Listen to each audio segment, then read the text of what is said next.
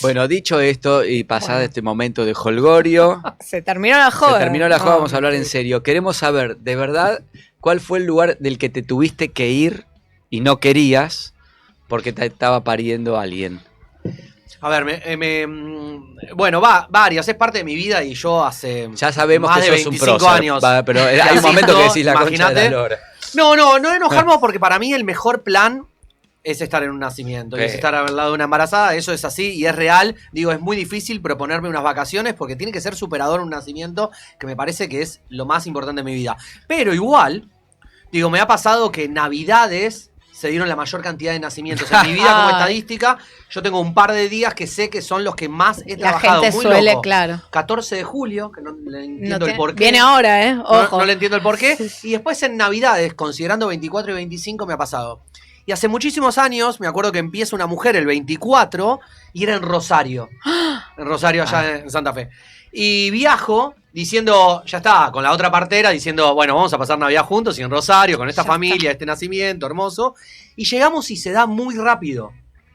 Entonces dijimos, che, ya está, volvamos. Y cada quien lo pasa con su familia. Se dio el nacimiento, la familia feliz, nos fuimos. Llegamos a nuestra casa. Y momento tipo de casi 9, 10 de la noche, yo me acuerdo de haber entrado a la casa de mi mamá, al jardín y todo el festejo, y digo, che, al final puedo estar, me sonó el teléfono, otro nacimiento, y me fui. Así que pasa mucho. Pero pará, te quiero preguntar esto, sí. ¿Navidad te importa mucho? ¿Es como algo que a vos te importa mucho? ¿Es algo muy importante para vos? Porque a mí me importaría más, no sé, un recital de Pearl Jam. Mira, no, yo esos planes... Pero soy un friki de esto, claramente, de la partería. Casi nos dimos cuenta igual, Y medio que no acepto esos planes y no me los casi que organizo. No me meto en un estadio, no me meto... Es raro que yo acepte señal, ese nacimiento, sí. Yo donde estoy, tengo que estar señal, por eso todo el tiempo miro el celular. Digo, porque hay alguien que del otro lado realmente te necesita. Y yo en la facultad siempre digo que ser partero es una manera de vivir. Es una manera de ver la vida y estar a disposición 100%. Y eso lo tiene que entender y yo se lo encargo mucho a Frida, que es mi hija, de que su papá es un activista de esto, es un militante de esto y es partero. Y siempre va a haber alguien que lo va a necesitar. Obviamente que siempre voy a estar para ella. Pero me ha pasado de entrar a cines con Frida y dejarla sentadita, como seguir la peli, me llama una embarazada, veo si vengo, o le digo a Viole, que es la madre de Frida, bueno, vení y suplantame ahí. La familia es clave que nos apoye, digo, tanto mi familia concreta, mi hija y demás, digo, que nos apoye en el ser partero y ser partera, porque uno sabe cuándo entra un nacimiento y no sabe cuándo se va. Digo, yo he estado días viviendo con algunas familias, pero cada nacimiento es una aventura y uno lo toma así. Yo a veces digo a mis amigos como, mi mejor versión es después de un parto. Si yo hubiera venido a esta entrevista después de un parto, chiquis, yo estaría flotando de oxitocina, ¿no? Transpiraría un amor. Digo, esto me apasiona porque vamos a estar hablando claramente de esto. Pero es un poco esa manera de vivir. ¿Cómo? ¿Te podés ir? ¿Hay chance de que te vayas? Sí, claro, si alguien... No, ahora no. Encima que me ganaste, no me voy nada. Quiero una segunda vuelta con las que no contestamos, Nunca nos la dice, además. Igual si viste que si vos te vas, ellos siguen, porque están muy entrenados. Seguimos También hay algo que uno cuando lo escucha así dice, uy, qué fuerte a veces, para quien no le gusta estar claramente en servicio, pero después hay un montón de días y momentos que yo estoy incondicional para la gente, digo, tampoco es que yo asisto en la actualidad tantos nacimientos, y se dan de manera esporádica, por ahí es un nacimiento por semana, uno lo vive mucho más tranquilo, y después estoy el 100% con mi hija, o con mi familia, o con mis amigos y mis amigas, digo, son momentos, pero bueno, uno sabe que es eso, como bueno, yo digo que sí a todo, salvo parto, ¿no? Como, me encantó. Y es una frase, así que nada, feliz de irme. Es un buen eslogan. Y la otra pregunta, entonces, perdón, y ya te dejo a vos. No. Que es, ¿cuándo dijiste, miren, tengo un parto y no tenías, pero porque... No me quemé. Eso mis dos mejores amigos, yo tengo dos grandes amigos de toda la vida que los conocí a los 5, de uno tuve la suerte de ser el partero de su hijo, y siempre me hacen ese típico chiste, como, che, cuando vos te aburrís de nosotros, Fran, y decís, che, hay una embarazada con contracciones, así que mejor no tomo, no sé, prefiero dormir un ratito por las dudas, me dicen, vos siempre estás mintiendo ahí, no puede ser, ¿qué onda? Ellos me hacen siempre ese chiste. Todavía ese recurso no lo usé, pero sé que lo tengo muy a flor de piel y sé que la gente lo entiende, ¿no? Sí. Como... Y está bueno que digas que no lo usaste, porque no nos queda otra que creerte cuando vos decís, porque si yo dijera así, chanteo cada tanto, no, nadie, el día que decís me voy. No, si me ilusiono con eso, quiero un parto. Digo, siempre digo, mejor que cuando hago las rondas de relatos, siempre a las familias le cuento como, esto es mejor que Netflix. Escuchar a una mujer, a una familia que lo hizo y cómo lo logró y lo que pudo, siempre fue mi mejor plan desde muy chico. Yo me la pasé escuchando a embarazadas y a puérperas, contándome la experiencia. Yo antes de entrar a la facultad aprendí así. Entonces es mi vida por escuchar a mujeres que me cuenten los relatos, ¿no? Como, digo, eso es alucinante. Me atraviesa la partería desde muy chico y lo sigo sosteniendo, así que... Hiciste como un camino más tradicional de como por ahí antes era lo que ahora llamamos parteros, ¿no? Porque este rol no nació ahora. No, esto es histórico. Claro. Yo nací pensando en que iba a ser la partera de Flores. Digo, yo nací en el barrio de Flores, acá muy cerquita de la radio, y yo pensé como ella estaba muy metida también como en nuestra familia y era una persona muy importante, dije, yo quiero ser ella. Después me di cuenta que no, que las embarazadas me hacían viajar por todos lados y que las mujeres de Flores no me iban a elegir 100% todas. Después tuve todo un recorrido en hospitales, en clínicas. Yo hice la típica formación adentro de la Facultad de Medicina, la residencia, jefatura. Todo ese camino lo hice, pero siempre sosteniendo también que mi lugar en el mundo era el propio domicilio, ¿no? Las propias casas, los propios lugares de esa familia, las que me elegían. Nada, encantado de poder ser parte de esos momentos tan únicos, ¿no? Así que sí, es como volver a la raíz de la partería. Por ahí la facultad nos enseña de un lugar más intervencionista, ¿no? Claramente la institucionalización del nacimiento cambió un poquito las reglas de los profesionales y de las instituciones. Entonces yo voy siempre un poco como más desde la raíz, ¿no? Como desde la esencia, de decir... Somos la partera por excelencia, es la aliada de esa mujer, ¿no? Claro. De quien está acompañando ese proceso en fisiología, ¿no? Siempre estamos hablando. Así que nada, encantado de estar ahí. Y después de todo el debate que se generó siendo hombre, como quedarme como docente en varias facultades, la verdad que es un gran mimo de decir, bueno, la gente entiende y puede trascender si soy varón, qué gustos sexuales tengo o no, qué me interesa desde ahí, decir, no, este es partero, ¿no? Y tiene esa esencia. O si uno tiene hijos o no, a veces en puericultura pasa lo mismo, ¿viste? En una mirada de dulas se dice como hay que ser, si sos dula tenés que ser madre. Y realmente uno, como vos dijiste en el rosco recién, la palabra empatía, ¿no? Claramente nosotros dos no tenemos un útero y no lo vamos a poder vivir, pero tratamos día a día de escuchar y empatizar con esa circunstancia para poder mejor acompañarla, ¿no? Escuchando y empatizando con esa mujer, con esa persona que nos busca. Así que ese es mi recorrido y es el camino de la partería. Para mí el mejor como contraargumento de esas cosas es como al revés. ¿Cuánta gente conoces que es chota y tuvo hijos o da la teta y vos decís, la verdad que no hay garantía, ¿no? Exacto, André, no hay empatía, no hay nada, hermano. A mí no me garantiza nada que seas mina, puede ser horrible, puede ser una maltratadora violenta, y esa vocación de servicio y esa capacidad de empatía, bienvenida el género que tengan. Total. Hola. Total. Ahí va. ¿Quién llegó? Es una... Miré, pensé que había llegado alguien. Es curioso que tu Instagram, tu usuario es parir en casa. Sí. Me fue metiendo el mundo de las redes sociales. Yo soy medio como por momentos medio anti, sí. Pero en su momento cuando vino la pandemia, yo en ese momento participaba de varias agrupaciones. Bueno, soy una de las personas que está atrás del Observatorio de Violencia Obstétrica que tiene el país, que es otro temón. Y en ese momento era como estar lo más cerca posible de las familias, ¿no? Y la gente. Entonces me enseñaron a través de las redes, con esta capacidad que tengo de hablar y dialogar, como bueno, hay que generar como tranquilidad, llevar como información que era clave. El sistema para mí en ese momento no estuvo a la altura, cerraba puertas, negaba un montón de cosas. Entonces, a partir de ahí... Y también lo aprovechó, me parece, para recuperar poder, ¿no? Como sacar a las familias afuera, cosas que con los partos se fueron laburando. Se recrudeció la violencia obstétrica, claramente. Mirá. Entonces ahí, por parte de una de las agrupaciones históricas que tiene la Argentina, que es las Casildas, y yo formaba parte, y después del observatorio, como, bueno, hay que hacer un Instagram, hay que empezar a hacer vivos, o que participes, o que bajes una cierta información. bueno, usé el Instagram de lo que era la editorial de uno de los libros que tenía, y después la editorial dijo, no, Fran, ya esto, la gente te convoca a vos, no le interesan los libros, como cambiarle el nombre, y así fue mutando de nombre hasta ahora, que es Parir en Casa, que es el nombre histórico del equipo que yo formo, que por ahí es uno de los más históricos de parteras que existió acá en Argentina, que lleva más de 25 años, como asistiendo, fueron pasando y rotando el trío original, soy el único que quedo. Las otras dos parteras, una viajó a México y se quedó ahí, la otra ya se alejó un poco de la partería y se dedica más a cafés, pero son dos hermosas totales que me abrieron la puerta yo siendo muy chico, y bueno, y yo lo sigo sosteniendo este equipo donde van rotando parteras y damos este servicio, ¿no? Que claramente igual es la minoría de este país que llega a pensar en un parto en casa, por eso me encanta también ser parte del Observatorio de Violencia Obstétrica, porque en Argentina el parto por excelencia es institucionalizado, ¿no? 99% es así, y ahí es donde realmente también tienen que cambiar los escenarios, que realmente las familias sean soberanas, sean protagonistas y puedan vivirlo realmente desde la elección, desde el deseo, desde el placer. Así que voy tocando todas las puntas posibles de la partería porque me encanta.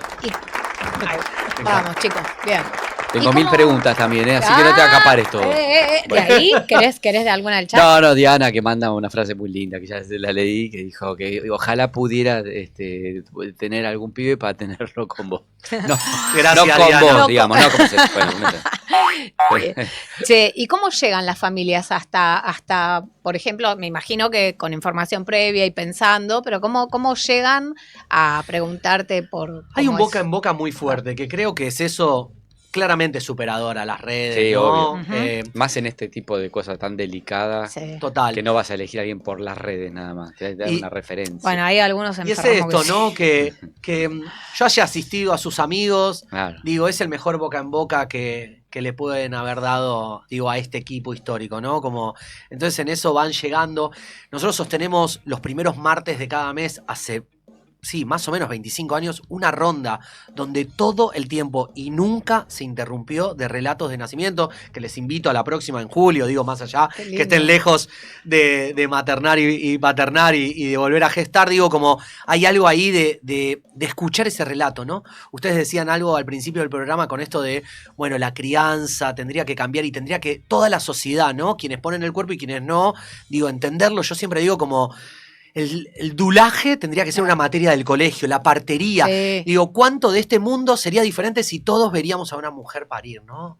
A esa persona en autonomía, en donde sea, digo, en el mejor hospital, en la clínica, en una casa, pero realmente que esa mujer sea protagonista, verla en ese momento, hay un antes y un después, te vuela la cabeza, bueno. Entendés realmente como el poder que tienen, admirarlas y realmente todos tendríamos que entender de partería y no generar más miedo, ¿no? Hoy en día si salís embarazada a la calle, el verdulero te dice es muy grande, el carnicero te dice son 2, no vas a poder, que es muy chiquita, que es muy grande, ¿no? Todos opinan, el peso, todos te van tirando, todos siempre señalan. Que está inflado además. No. Yo que laburo después con el bebé recién nacido, es como, esperaban uno de 4 que... No, chicos, peso entré y pasa. Cuánto mito hay, ¿no? Sí. En todo esto y tenemos que desmitificar, digo, de nuestros roles, claramente. No, me queda...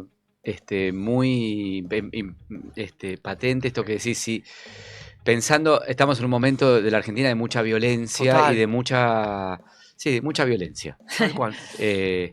Y pienso cuánta de la gente violenta sería menos violenta si presenciara un parto. Si presenciara un parto y entendiera y empatizara casi como un antídoto. Y está demostrado, Gaby, que andás a ver, estaría buenísimo preguntarle cómo nació esa persona, ¿no? Digo, hay Michel Oden, que por ahí es alguien como medio emblemático en nuestro mundillo. Lo nombramos. Habla de, para cambiar el mundo hay que cambiar la manera de nacer, ¿no? ¿Vieron que uno no me la puede inventé? nacer en violencia, claramente. Y eso a mí, ya hoy en día, me toca esa vuelta de estar con gente que yo acompañé en su nacimiento. Claro. Y eso es alucinante, ¿no? Acompañarlas en su formación de pueris, de parteras, ¿no? Y vos decís, bueno, tiene todo un recorrido esa mujer, ¿no? Y ni hablar después verlas parir, ¿no? Hay algo mucho más chiquito, sabes que me acordé recién cuando él contaba esto de ver parir, que ver parir capaz que no es solo a una mujer. Nosotros cuando nos conocimos, Gaby es gracioso porque él tiene todas hermanas mujeres, yo tengo todos hermanos varones. Mirá. Entonces fueron como dos mundos se juntaron. Y a él le copaba un montón y me contaba como una gran experiencia cuando había sido chico de que él vio parir a las perras en su casa. Y nosotros, que tenemos 2 hijas, teníamos hámsters que parían en casa los hámsters y era como, pero ¿sabes qué? Pasaba verdad, algo mágico en esos momentos, porque él lo tenía como un recuerdo y siempre tuvo como la fantasía de tener una perra hembra que nunca quedó embarazada. Una vez nuestra perra estuvo embarazada de caca. Le hicimos a tú una ecografía. Citología. Todo. Un montón de plata. Sorongo. La llevamos con el perro. Nunca parió, contábamos los días, no le crecía la panza, era como un fiasco. ¿Qué le estaba pasando? Una ecografía. Aparte era tipo... Ya tendrían que haberla. Shiva se llamaba. Shiva está igual, yo la veo muy... No engorda Shiva era un sorongo. Lo que tenía, le habíamos hecho una ecografía, nos estafaron. Básicamente, pero cuando pasó lo de los hámsters y hubo un par de... Imagínate que los hámsters son grandes paridores y reproductores, pero pasaba algo re mágico en casa y con nuestras hijas. Porque han visto esos nacimientos, veían después, son mamíferos, entonces cómo era el cuidado de la hembra...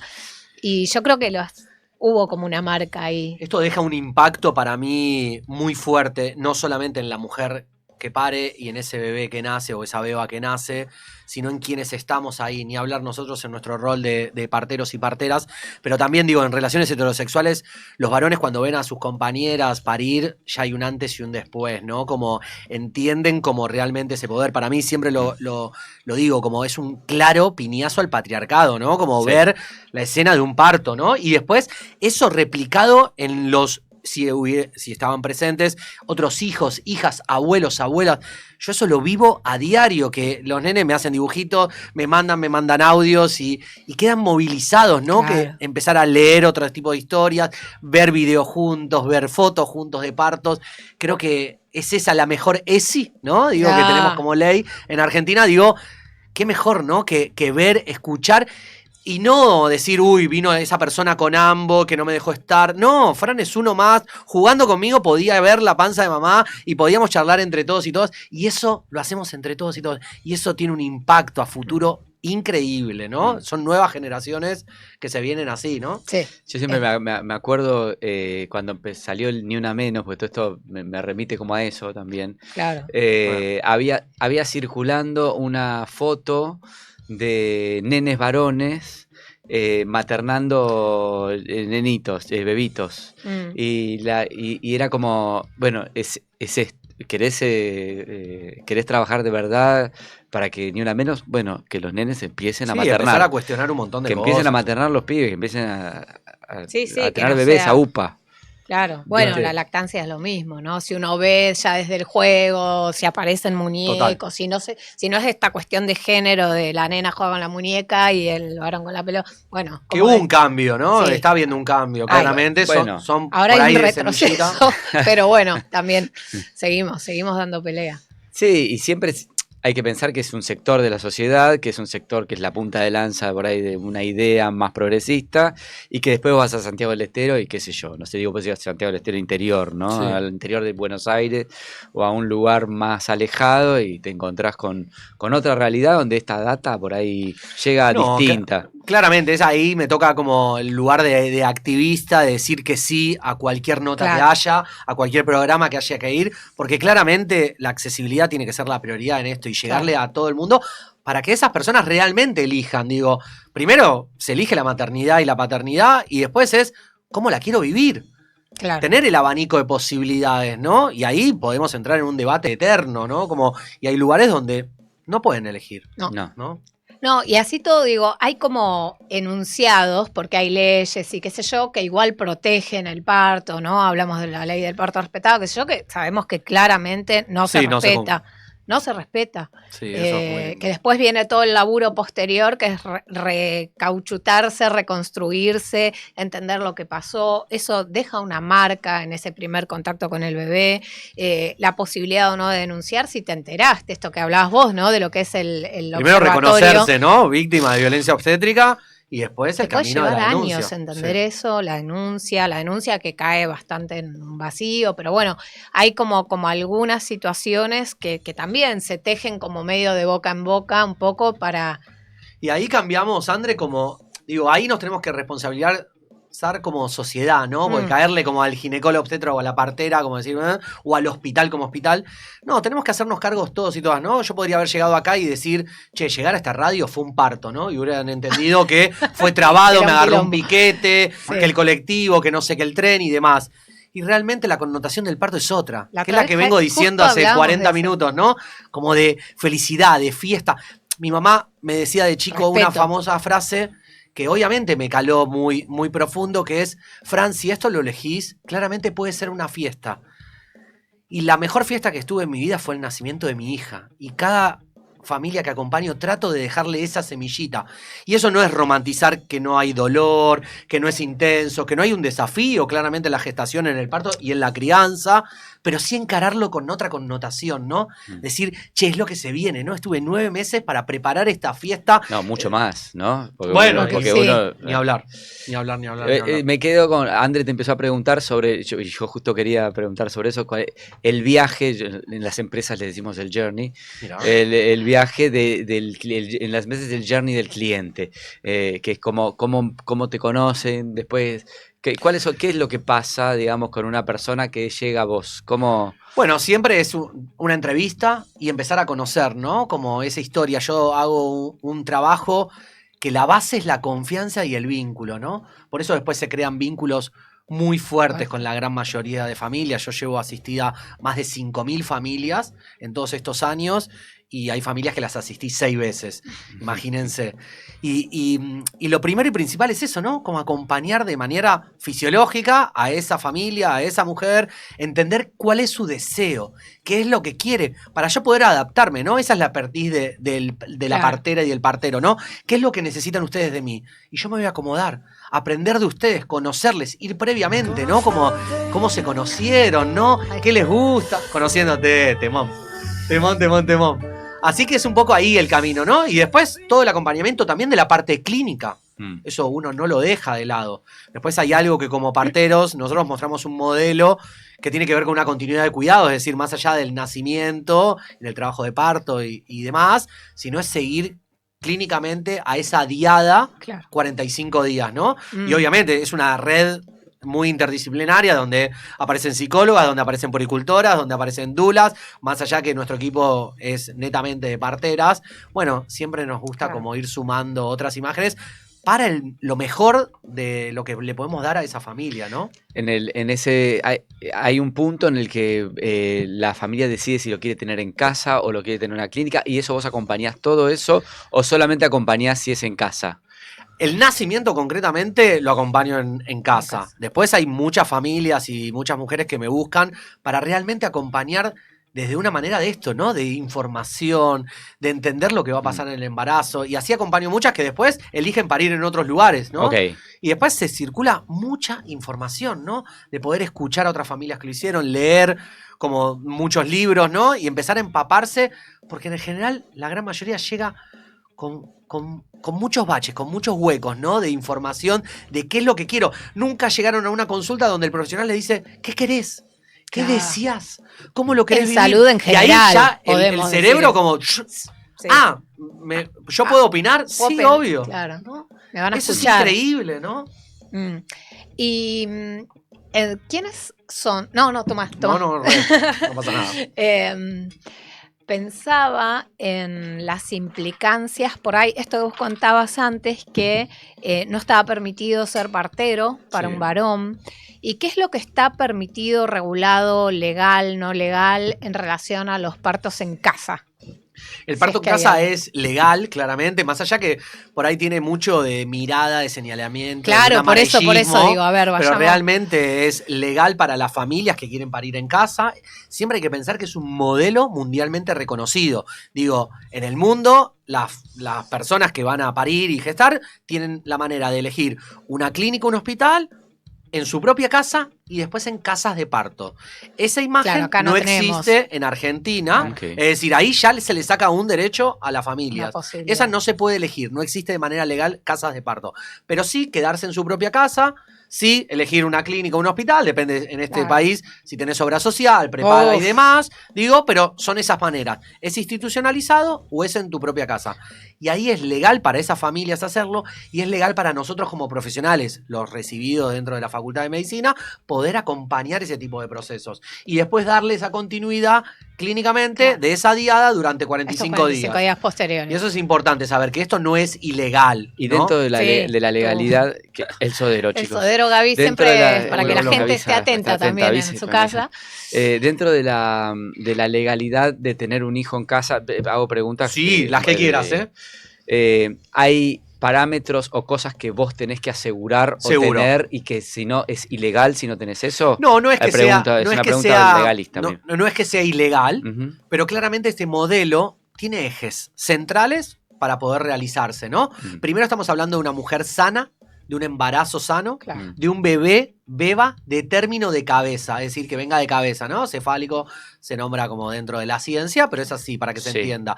Eso, clínicamente, uno va viendo mes tras mes en cada consulta. Uno va haciendo consultas mes tras mes en ese embarazo para ver si clínicamente, fisiológicamente, está bien. Eso de que viene de cabeza o no, te enterás como en el último momento. Sí, uno lo va viendo a través de cada vez que va viendo igual, la panza. De la semana 26 ya se puede ir sabiendo, está de cola, está de cabeza, está girando, no, sí. O después empezar a proponer cosas para realmente terminen de cabeza. Bueno, hay ecografías, estudios de sangre, digo, donde nos apoya. Eso no es que no se hace, que es una jiponeada. No, yo tengo matrícula, tengo sello, digo, soy un profesional que salió de la Facultad de Medicina, pero digo, uno es ese. El otro es ser acompañado por profesionales idóneos, es decir, gente que se preparó y se formó. Digo, más allá de, en mi caso, salir de la Facultad de Medicina, también tengo el privilegio de estar en Holanda, que es el lugar como por excelencia de esto, un tiempo formándome, seguir viajando, seguir como conociendo el modelo, para cada día mejorarlo más acá y establecer redes realmente.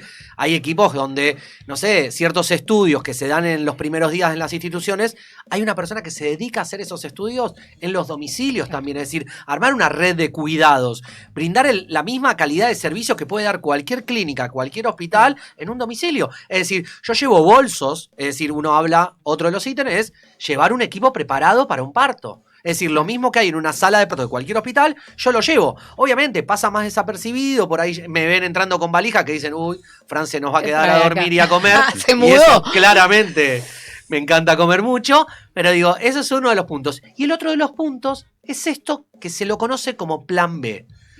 Mal llamado porque tiene que ver con un sistema de traslado, es decir, una articulación. Bueno, ahora estamos en Boedo, si uno pariría acá, ¿qué hospital tenemos cerca? O si tenemos obra social, ¿cuál sería la clínica más cerca? Eso se piensa en una de las entrevistas, se deja por escrito, se trata de articular con el sistema para que lo sepa que va a haber un parto y listo, ya está.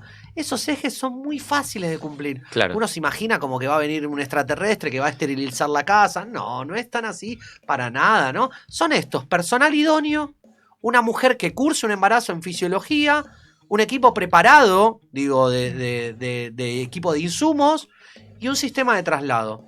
Listo. Esos son los ejes. Gracias. Me encanta. ¿Cuando vas vos solo a las casas? No. Nosotros aprendimos un modelo, hay algunos países donde las parteras van solas, pero nosotros aprendimos un modelo y nos sentimos como bastante seguros donde vamos de a dos. Bien. Al nacimiento. Las entrevistas, si el equipo es más grande, pueden estar todas las parteras, en eso no hay problema. La continuidad de cuidados nos vamos turnando en esos días del puerperio para no quemarnos todos, pero en el nacimiento vamos de a dos. Y ese ir de a dos implica que está buenísimo, porque hay 2 ojos para esa mujer y hay otros 2 ojos para ese bebé cuando nace, ¿no? Entonces esto hace como mucho más dinámico la asistencia. En el general, el parto en casa a veces se habla de muchas más horas o algunos días, entonces ir turnándonos para no cansarnos entre todos los presentes, está bueno siempre apoyarse en alguien más en un acompañamiento. Claro. Ok. Bueno, muy interesante. Lindo. ¿Y te pasó de tener que salir así rajando un hospital o detectar algo que estuviera empezando a ponerse mayor? Sí, hay algo que eso me lo hacen muchas veces, ¿no? Como esto de la urgencia y la emergencia, que así entendemos históricamente los nacimientos. Bueno, la otra vez charlábamos algo de esto que uno también, en esto que vos decís, el significado de parto asociado a otra cosa. Viste que la peli siempre es, todos llegamos corriendo y el pibe medio ya nacido y además que nace de 4 meses limpio, bueno, toda esta cosa de la fantasía, ¿no? Hay algo que las películas están cambiando y están poniendo en escena otras cosas, por suerte, porque es verdad, en nuestra historia, cuando crecimos los tres, más o menos que tenemos la misma edad, digo, hay algo que aprendimos así, como la emergencia, la urgencia. El varón lo único que sirve es para manejar el auto, pañuelito blanco, después de mallarse en sala de parto, y eso no tiene nada que ver con la partería y con los nacimientos.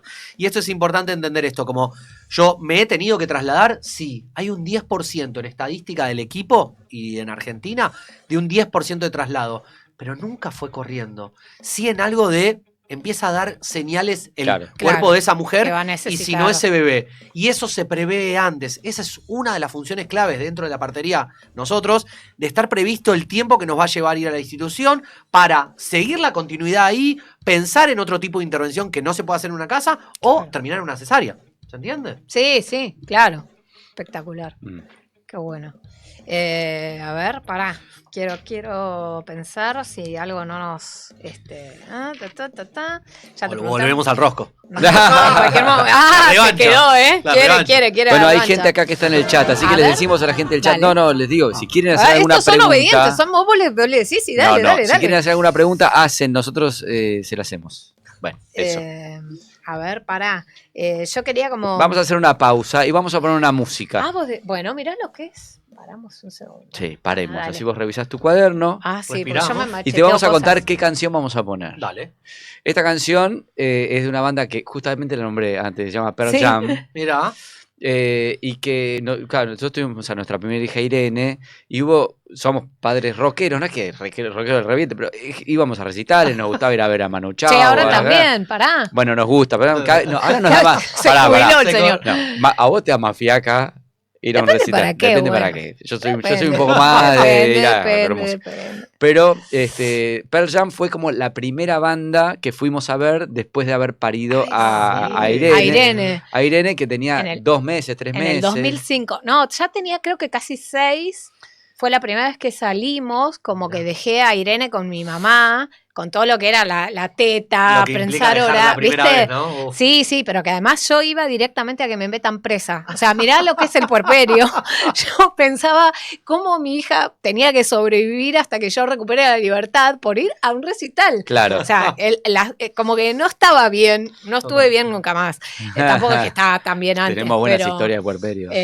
Pero re loco, yo pensaba eso, mirá si me detienen, cómo va a comer la nena, ¿entendés? En todo, porque claro, antes yo, qué sé yo, pensaría que nunca fui presa, además, les quiero contar, pero como yo que tengo historias. En el puerperio se piensa. El delirio, claro. No, ¿entendés? Es otro programa el puerperio. Otro programa. Te pusieron, te sacaron el Windows y te pusieron el DOS. ¿En qué momento yo pensaba que podía ir presa, podía un recital? Pero yo ya me preocupaba por cómo mi hija iba a sobrevivir a mi encarcelamiento. Entonces, este disco que se llama Rio Tac tiene esta canción que nos gusta mucho, que la escuchamos y que movilizamos toda la maquinaria para poder salir un ratito nosotros dos al estadio de... ¿A Ferro? No fue en Ferro. Fue en zona norte. Fue como... Ferro. Me acuerdo perfecto. Obras. No fue cubierto, fue descubierto. Todo lo que quieras a que fue en Ferro. No, hermosa la charla. Me encanta. Yo creo que los partos deberían ser respetados más allá de donde se den. Tal cual. Que es algo importante también para contar, para informar. Más allá, ¿no? Para quien está del otro lado, tenemos una ley en este país que es la 25929, que habla del parto respetado. Digo, que no dice el lugar, en donde sea que haya un nacimiento, como dice André, tiene que ser realmente respetado. ¿Qué quiere decir respetado? Y está bueno. Expliquen un poco eso. ¿Qué quiere decir respetado? ¿Qué se tiene que respetar? Es la garantía del derecho de esa mujer, de esa familia, de decidir cómo quiere vivirlo, ¿no? Las prácticas sobre su propio cuerpo, las intervenciones, el poder ser acompañada y después el recibimiento de ese hijo o hija, ¿no? ¿Y cuál es el límite? Digamos, lo pregunto como, ¿cuál es el límite? ¿Qué es? No, yo no me quiero dar la epidural. Bueno, listo. no, yo no quiero que me hagan una cesárea, no, pero está en peligro la mujer. No sé, ¿cuál es el límite entre lo respetado y lo que hay que hacer? Se deriva esa ley del derecho del paciente, ¿no? Que es otra ley muy importante. Y sí, como profesionales tenemos que aceptar un no quiero esa práctica. Digo, desde nuestro lugar tenemos que informar y realmente generar ambientes donde la autonomía sea lo principal. No hablar desde el miedo, no contar, sino informar. Realmente la gente entiende cuando uno se comunica de esa manera. Pero lo que estamos acostumbrados es a que nos juzguen, a que nos hablen desde el miedo, como represalias, ¿no? Como si no tomas este hierro te vas a morir anémica, ¿no? Y así no hay una chance de elección, ¿no? Entonces, realmente nosotros como profesionales tenemos que primero informar que las familias o esta persona con capacidad de gestar pueda realmente decidir, y también como profesionales aceptar un no a nuestra sugerencia, ¿no? Realmente aceptar como no, evaluar costos, beneficios, riesgos, ¿no? Tiempos y demás, y realmente ahí que realmente decidan. Y para eso está la ley, ¿no? Para poder realmente ser garantes de derechos. Si no, estamos vulnerando los derechos de ese bebé y beba que están haciendo y de esa mujer que está atravesando este proceso, ¿no? Que también incluye abortos, ¿no? Otro tipo de procesos, fertilidad. No solamente estamos hablando de un parto, y realmente también puede ser una elección de querer una cesárea. Y que la cesárea realmente sea respetada. Digo, a veces se malentiende la ley y se piensa que, bueno, entonces todas tienen que parir. No, realmente esa mujer o esa persona tiene que realmente elegir qué quiere vivirlo, cómo quiere vivirlo, al lado de quiénes quiere vivirlo. Pues es un poco lo que vos decís de la lactancia también, ¿no? Bueno, va de la mano, claramente. Es que lo que pasa es que esto que él nos trae es como que después lo que se vive muy diferente es justamente lo que viene absolutamente después, vincularse con tu hijo, la lactancia. Digo, no es lo mismo si pasaste por un proceso fisiológico respetado, si te escucharon, si te vulneraron. Totalmente intervenidas llegan las mujeres al puerperio y después se le echa la culpa de todo y se piensa que es inocuo las medicaciones, las cesáreas innecesarias, ¿no? Después, claramente las puericultoras son magas, ¿no? Son altas brujas ahí haciendo magia para restablecer ese vínculo que los profesionales lo rompimos o generamos que se rompa, ¿no? Y esas huellas son imborrables. Obviamente hoy no voy a hablar de violencia obstétrica, que puede ser otro jueves, me voy agregando. Digo, pero es importante entender eso, de dónde venimos, ¿no? ¿Cómo fue ese escenario para entrar al puerperio? Claro. Y esto está demostrado antropológicamente, sociológicamente. Digo, realmente darle la importancia que tiene ese rito de pasaje que es el nacimiento, sea por cesárea en la mejor clínica, por un parto en un hospital, en un parto en casa, como sea.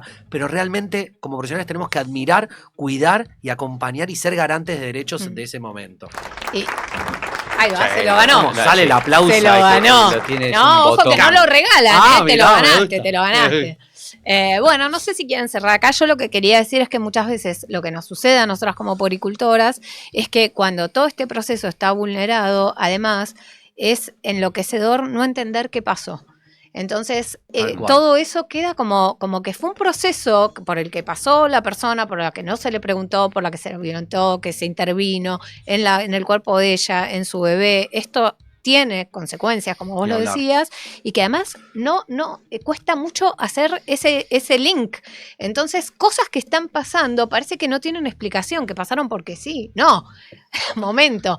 Y cuesta mucho en esta reconstrucción entender y vincular esos procesos.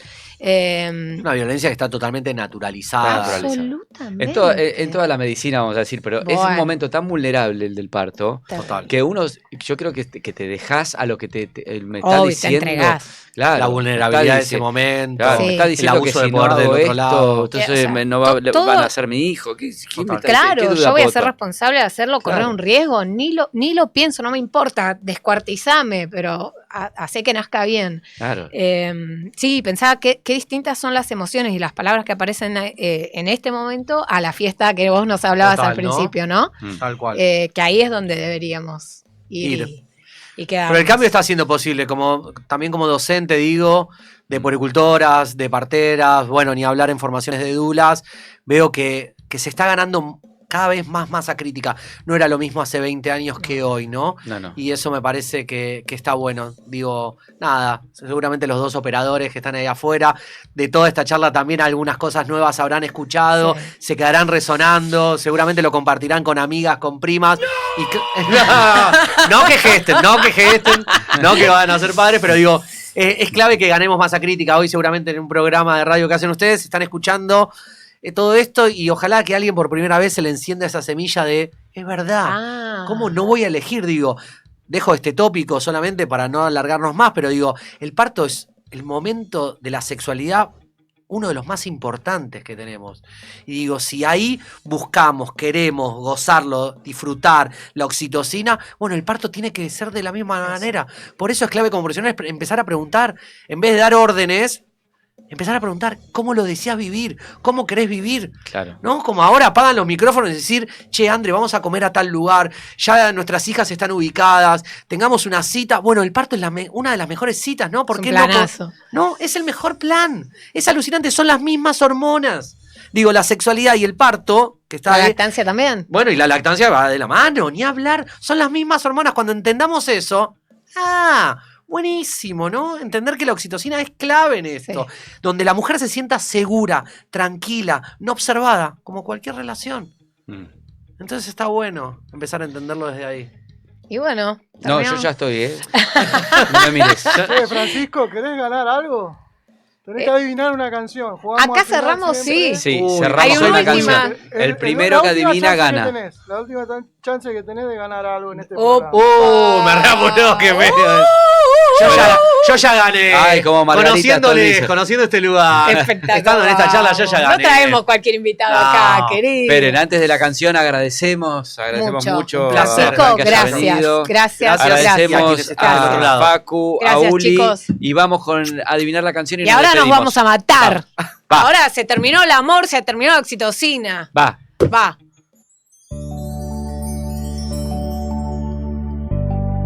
Está difícil hoy, ¿eh? No, yo la sé. Él siempre nos tira una pista. Estamos compitiendo contra un músico. Está difícil, ¿eh? ¿Qué es esto? Jesus Sensation. ¡Ay, la puta madre! Jesus Sensation. De los Ramones. Muy bien, y en MIDI. Son siempre así. Perdón, no sabía. Para que lo reconozcamos. Baby Ramones. Baby Ramones. Bueno, hasta la próxima, amigos. Gracias, chicos. Chau. Qué genial. Ay, perdón.